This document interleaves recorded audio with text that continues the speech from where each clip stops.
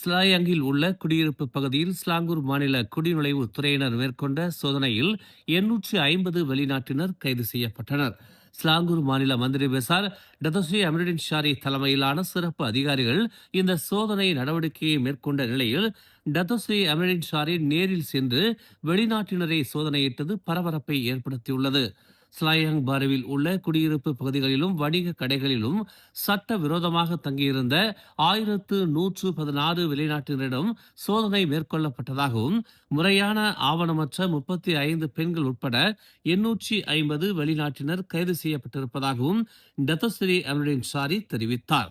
கைது செய்யப்பட்டவர்களில் 647 பேர் மியன்மார் நாட்டைச் சேர்ந்தவர்கள் என்றும் 102 பேர் நேபாள் நாட்டைச் சேர்ந்தவர்கள் என்றும் 79 பேர் வங்கதேசத்தைச் சேர்ந்தவர்கள் என்றும் 15 பேர் இந்தோனேசியர்கள் 10 பேர் இந்தியாவைச் சேர்ந்தவர்கள் என்றும் முதற்கட்ட விசாரணையில் தெரிய வந்துள்ளது.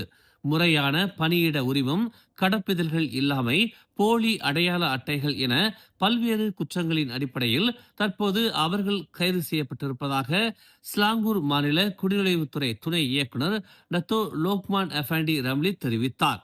கைது செய்யப்பட்டவர்களை பணிக்கு அமர்த்திய அனைத்து நிறுவன உரிமையாளர்களையும் நிறுவன மேலாளர்களையும் விசாரணைக்கு அழைக்கும்படி ஸ்லாங்கூர் குடிநுழைவுத்துறைக்கு ஸ்லாங்கூர் மாநில மந்திரி பெசார் டதஸ்ரீ அமருடின் ஷாரி உத்தரவிட்டுள்ளார். மேலும் செய்திகளை தெரிந்து கொள்ள தமிழ் மலர் இணையதளம், தமிழ் மலர் செயலி மற்றும் மலர் டிவி யூடியூப் சேனலை வலம் வாருங்கள். எங்களோடு இணைந்திருக்க மலர் டிவியை பதிவு செய்து கொள்ளுங்கள். உறவுகள் மகிழ்ந்திட விருப்பம் மற்றும் பகிர்வு சேவையை சொடுக்கிடுங்கள்.